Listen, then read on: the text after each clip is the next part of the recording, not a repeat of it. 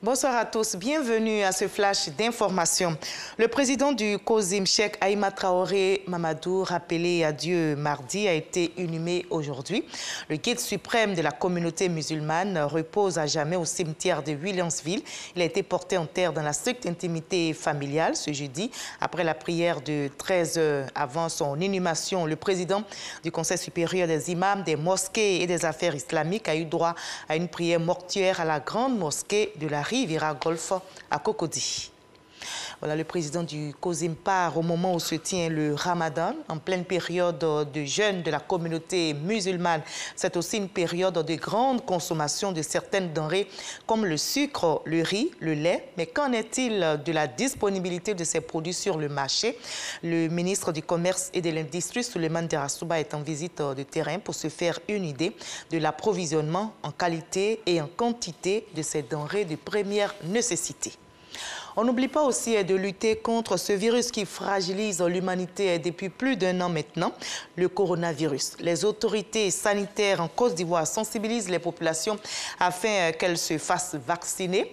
Après donc Abidjan, le ministère de la Santé met le cap sur l'intérieur du pays. Le ministre Pierre Demba vient de lancer justement la campagne de vaccination contre le coronavirus à Yamoussoukro. Le reportage de Kader Sogodogo. Esplanade du centre hospitalier régional CHR de Yamoussoukro. Lancement officiel de la campagne de vaccination contre la Covid-19 à l'intérieur du pays. Après Abidjan, le 1er mars dernier, les populations de plusieurs grandes villes du pays ont désormais l'opportunité de se faire vacciner gratuitement. La Côte d'Ivoire se félicite de poursuivre et de renforcer cet engagement mondial de riposte contre la Covid nécessaire pour l'élimination de ces fléaux. C'est dans ce contexte que se tient cette cérémonie ce jour, marquant le lancement de la décentralisation officielle de la campagne nationale d'immunisation de la population contre la Covid-19. Cette campagne de haute portée socio-sanitaire est la manifestation la plus évidente du maintien de la volonté du gouvernement de Côte d'Ivoire de parvenir à la sécurité sanitaire et à la protection totale de la population avec le concours, bien entendu, de nos partenaires habituels.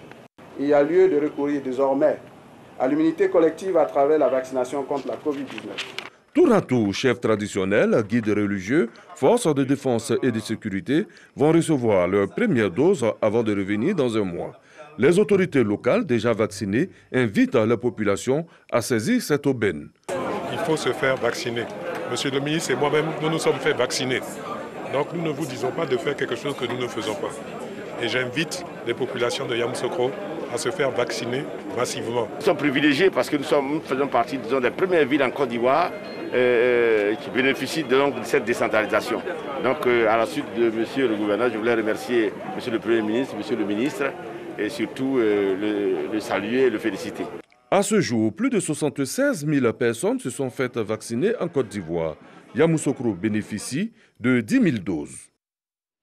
Le verdict est tombé ce jeudi en France. La cour d'assises de Paris requiert la perpétuité à l'encontre des accusés dans l'affaire du bombardement du camp français de Bouaké. Les juges ont rendu leur décision au terme d'environ 3 semaines d'audience. Le mercenaire biélorusse et les 2 officiers ivoiriens sont reconnus coupables d'assassinat et de tentative d'assassinat. Ils sont condamnés à la réclusion criminelle à perpétuité, mais absents au procès, les 3 accusés ne purgeront pas leur peine maintenant. Au Mali, les premiers tours de la présidentielle et des législatives auront lieu le 27 février 2022. L'annonce a été faite aujourd'hui même par les autorités de la transition malienne qui évoquent d'éventuels second tours en mars 2022. Ce double scrutin s'inscrit dans le cadre strict du respect de la durée de la transition, c'est-à-dire 18 mois. La présidentielle et les législatives seront précédées le 31 octobre par un référendum qui doit permettre une révision de la Constitution. En Haïti, 3 jours après l'enlèvement de 7 religieux, dont 2 Français, la conférence des évêques annonce une grève. Elle a débuté aujourd'hui. Les religieux protestent contre l'insécurité. Un mouvement inédit dans le pays au lendemain de la nomination du nouveau Premier ministre. Les évêques haïtiens appellent à un arrêt de travail dans toutes les institutions dépendant de l'Église catholique du pays, comme les écoles, les universités et les hôpitaux. Une mobilisation à la prière est aussi lancée dans toutes les églises du pays.